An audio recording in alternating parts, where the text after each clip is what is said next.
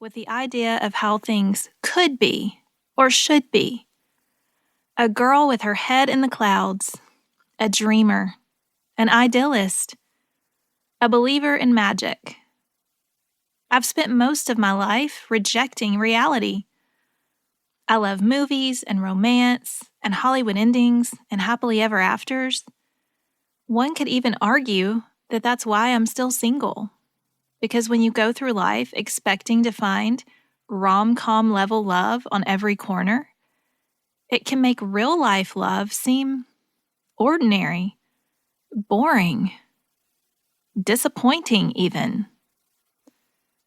I've also projected my great big unrealistic expectations and coulda, woulda, shouldas onto pretty much every other aspect of my life. I expect my friendships to look exactly like Monica, Rachel, and Phoebe's. I expect my writing career to mirror that of Carrie Bradshaw's. I expect family gatherings to be these grand, Hallmark movie-level events, when in reality, they turn out to be much more National Lampoon-level fiascos. I have quite literally spent my life living in the what if. What if life was like this? What if love was like this? What if I was like this? So much so that I have often overlooked and even downright ignored the what is. The what is being what is really happening. What my life really looks like. What actual love, and not glittery love, is supposed to look like.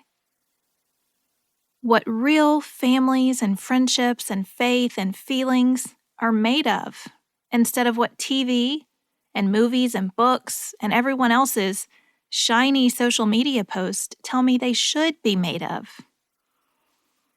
And then 2020 happened. And then the pandemic happened. And then my parents' diagnoses happened. And I couldn't live in fantasy land anymore.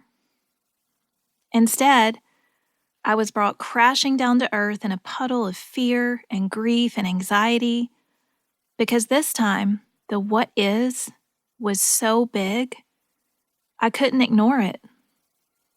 I couldn't run from it. I couldn't deny it. I had to learn to live with it, and not just live with it, but in it. And also, somehow accept it and work with it and survive it, and even thrive in the midst of it. Perhaps the greatest irony of the whole thing is that for Lent 2020, I decided to give up control. For those of you not familiar with Lent, it's a Christian tradition in which you give up something, a bad habit, junk food, television, social media, etc., for approximately 40 days, or from Ash Wednesday until Easter Sunday. It's designed to imitate Jesus' fasting in the wilderness before he began his public ministry. I try to give up something every year in an effort to better myself, even if it's just Netflix or a sugary addiction. But in 2020, I decided to go big or go home and surrender control. As an admitted lifelong control freak, I felt like it was time to take my hands off the wheel for a while and let God take over. You know that old adage about if you want to make God laugh, tell him your plans?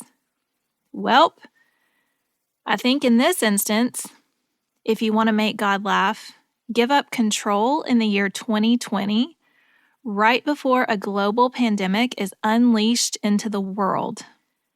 I made my Lent resolution in February 2020.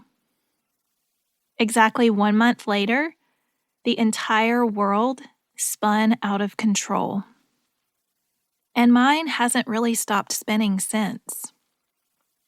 The thing is, you would think that when your world is spinning out of control, the best, smartest thing